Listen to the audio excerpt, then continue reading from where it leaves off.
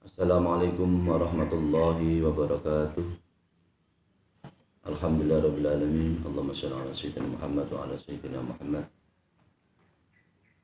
Amma ba'du, para pemirsa yang dirahmati oleh Allah Subhanahu wa taala, para pemirsa yang budiman, untuk ngaji pada kesempatan hari ini dengan tema yaitu pahala sholat sunat yang berpahala besar atau sholat sunat yang berpahala besar.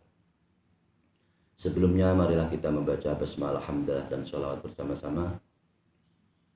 A'udzubillahi minasyaitonirrajim. Bismillahirrahmanirrahim. Alhamdulillahirabbil alamin. Allahumma shalli ala sayyidina Muhammad wa ala ali sayyidina Muhammad. Amma ba'du, para pemirsa yang budiman, pada kesempatan hari ini ada beberapa materi yang dengan tema sholat sunat yang berpahala besar. Yang pertama adalah perlu kita pahami bahwa sholat sunat adalah sholat yang menjadi sunnah Rasulullah Shallallahu Alaihi Wasallam yang selalu dikerjakan oleh Rasulullah Shallallahu Alaihi Wasallam. Apabila sholat sunat itu selalu dikerjakan oleh Rasulullah Shallallahu Alaihi Wasallam, maka sholat itu namanya sholat sunat muakkad, yaitu sholat sunat yang sangat dianjurkan untuk dilaksanakan. Apabila sholat sunat itu tidak selalu dikerjakan oleh Rasulullah Shallallahu Alaihi Wasallam, maka sholat sunat itu namanya sholat sunat ghairu muakkad atau sholat sunat yang kurang dianjurkan oleh syarak. Oleh karena itu, pada kesempatan ini salah satu hal yang menjadi sholat sunat muakkad adalah sholat yang mempunyai pahala-pahala yang sangat besar, yaitu yang pertama adalah sholat sunat, yaitu sholat sunat qobliyah subuh. Sholat sunat qobliyah subuh ini adalah sholat sunat yang pahalanya sangat besar sekali, yaitu di saat kita sebelum melaksanakan sholat subuh, maka kita disunatkan untuk melaksanakan sholat sunnah qobliyah subuh. Bahkan para pemirsa yang budiman, sholat sunat qobliyah subuh ini jika disambung dengan sholat subuh secara berjamaah, maka pahalanya lebih utama daripada dunia dan seisinya. Saya baca hadisnya, para pemirsa yang budiman. Wa muslimun wa rawal nguratake lan riwayatake sapa muslimun Imam Muslim, wa Tirmidzi lan Imam Tirmidzi an Aisyah ta sang Aisyah radhiyallahu anhu. Radhiya muga-muga ngridani sapa Allah Gusti Allah anhu maring anha maring Aisyah. Rakaatul fajri utawi rakaat lorone salat fajar khairun iku luwih sae langkung sae apa rakaat lorone salat fajar minat dunia tinimbang dunya wa malan perkara fiha ing dalam dunya. Dados salat sunat yaitu 2 rakaat salat sunat sebelum fajar itu adalah lebih utama daripada dunia seisinya. Di saat waktu fajar adalah waktu di mana Allah Subhanahu wa taala menurunkan beberapa malaikat-malaikat yang rahmat, malaikat-malaikat rahmat untuk mengamini doa-doa kita semua. Maka pada saat pagi, marilah kita semangat untuk bangun pagi, untuk segera kita menghadap Allah Subhanahu wa taala. Wajah kita, hati kita betul-betul kita bisa menghadap Allah Subhanahu wa taala untuk bisa melaksanakan sholat sunat di akhir malam. Sholat di mana pada orang-orang pada tidur, sholat di mana memang di saat waktu istirahat, sholat di mana nikmat-nikmatnya orang pada istirahat tidur, sholat di mana waktu itu adalah waktu yang sangat baik, yang sangat berkah, di mana para malaikat-malaikat mengamini, memberikan doa dorongan dengan beberapa doa yang kita panjatkan kepada Allah Subhanahu wa taala, diamini oleh para malaikat-malaikat. Oleh karena itu, sholat sunat qobliyah subuh ini khairun minad dunya wa ma fiha, lebih utama dari dunia dan seisinya. Dunia dan seisinya ini masih kalah dengan pahala sholat sunat qobliyah subuh.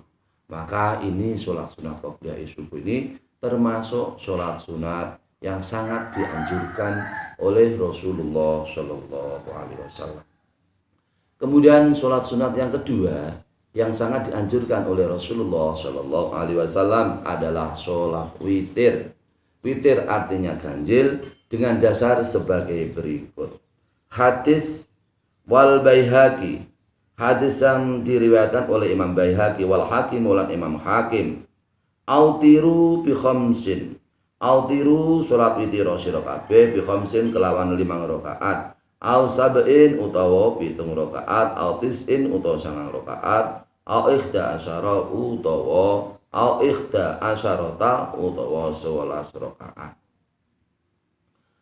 Dados hadis ingkang diriwayatake Imam Baihaqi dan Imam Hakim, bilih Kanjeng Nabi Muhammad sallallahu alaihi wasallam memerintahkan atau menganjurkan kepada kita semua untuk melaksanakan sholat witir 5 rakaat atau 7 atau 9 atau 11 rakaat sesuai dengan kemampuan kita masing-masing, sesuai dengan keadaan kita masing-masing, sebisanya untuk kita kerjakan.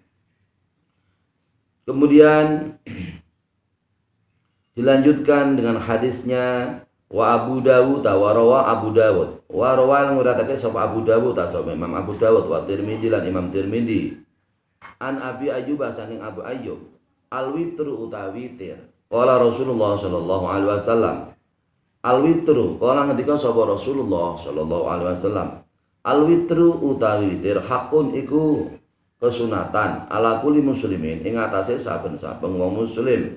Faman mangko utahe sapa wonge iku ahabba iku leh demen sapa man ayu tira ing ento witir sapa man bi khamsin kalawan 5 rakaat fal yaf'al mangko becik agawiya sapa man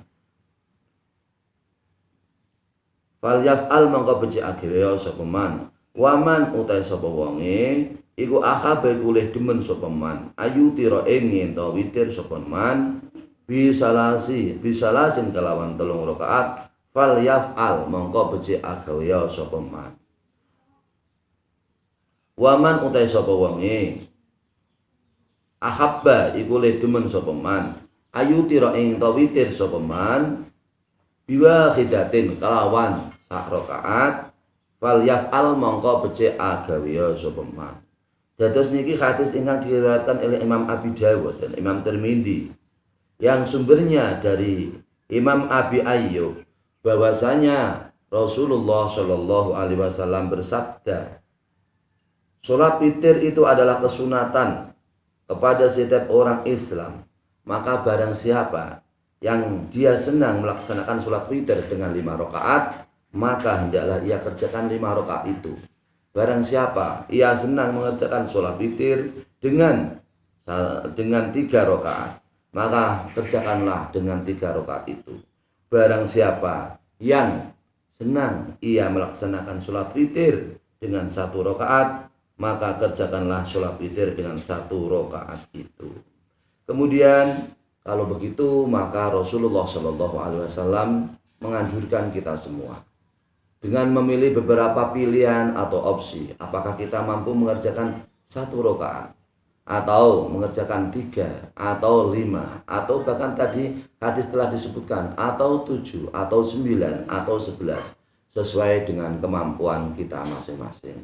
Apabila kita mampu mengerjakan lebih banyak itu lebih baik.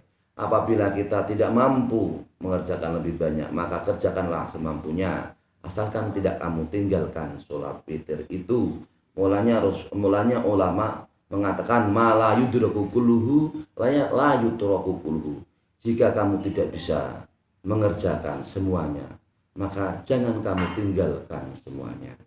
Jika kamu tidak bisa mengerjakan semuanya, maka jangan kamu tinggalkan semuanya.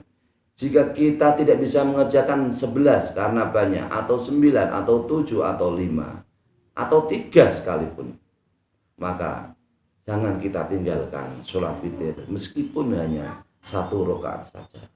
1 rakaat pun itu pahalanya adalah sangat besar. Karena sholat witir adalah sholat yang sangat dicintai oleh Allah Subhanahu wa Ta'ala.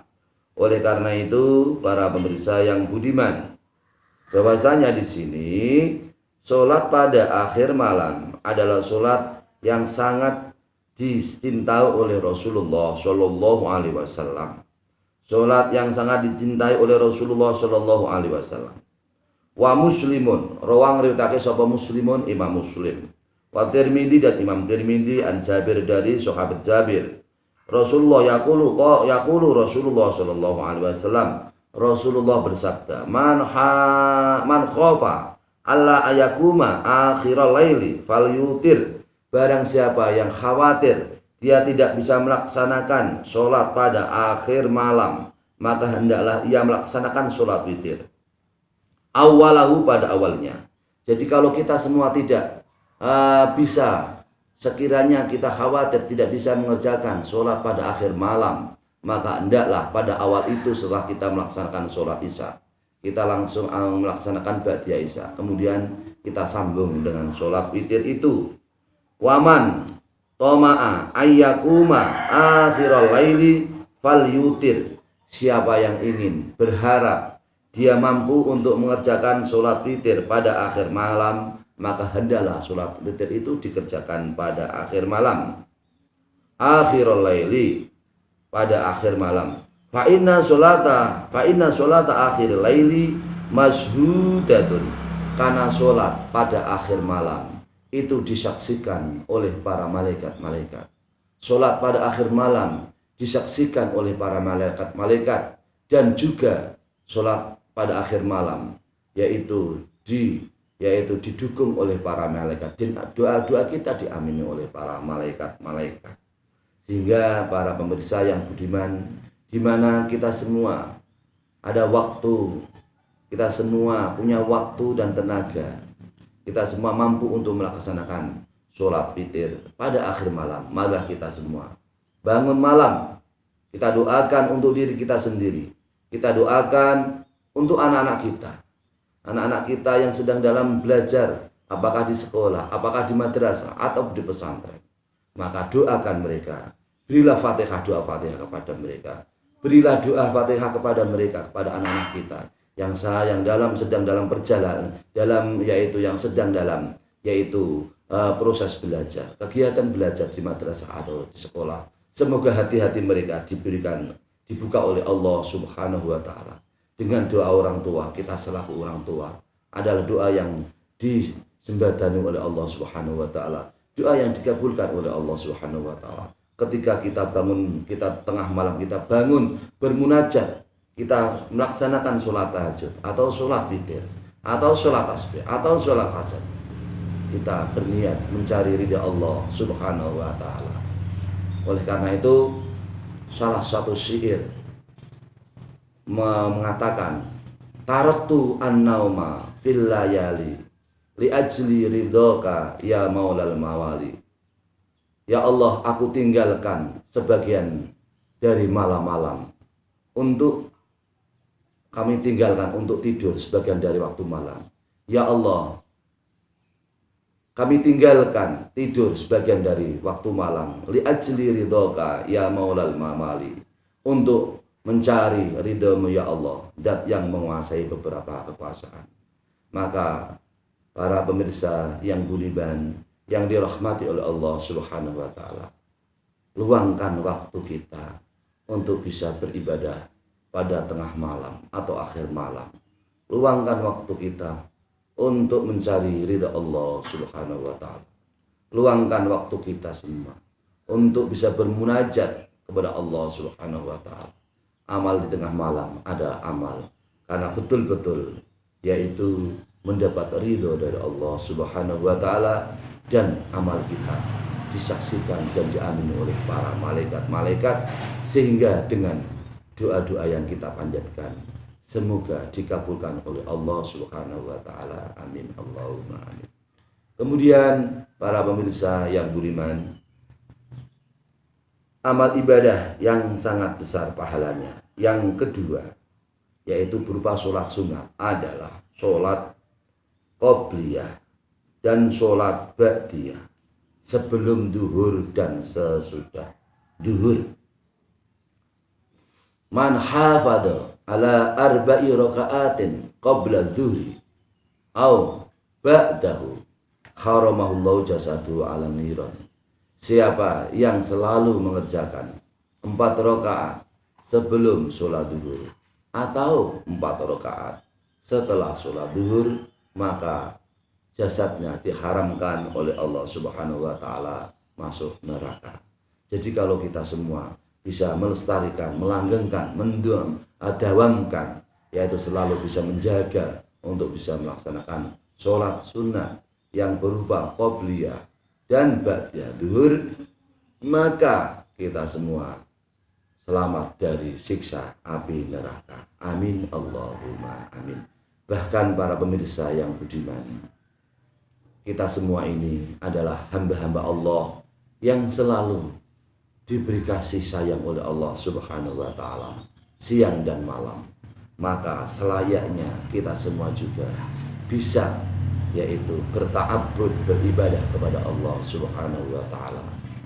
Kemudian amal ibadah yang ketiga, amal ibadah sholat sunat yang sangat besar pahalanya. Yang ketiga adalah kita semua bisa melaksanakan sholat berjamaah, kemudian dilanjutkan dengan sholat dengan dengan zikir sampai terbitnya matahari.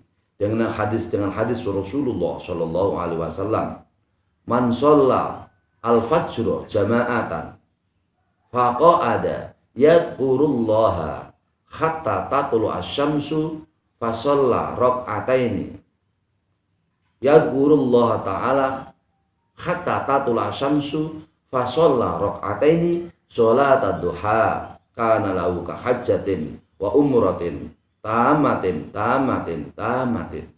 Artinya, siapa yang bisa mengerjakan sholat subuh secara berjamaah, kemudian ia zikir duduk dengan keadaan zikir dalam keadaan duduk atau duduk dengan niat zikir kepada Allah Subhanahu wa taala. Zikirnya itu mulai dari waktu setelah melaksanakan sholat subuh berjamaah, dituliskan dengan zikir kepada Allah Subhanahu wa taala, sehingga kemudian sedikitnya itu waktunya sampai tulu usyamsi, yaitu terbitnya matahari.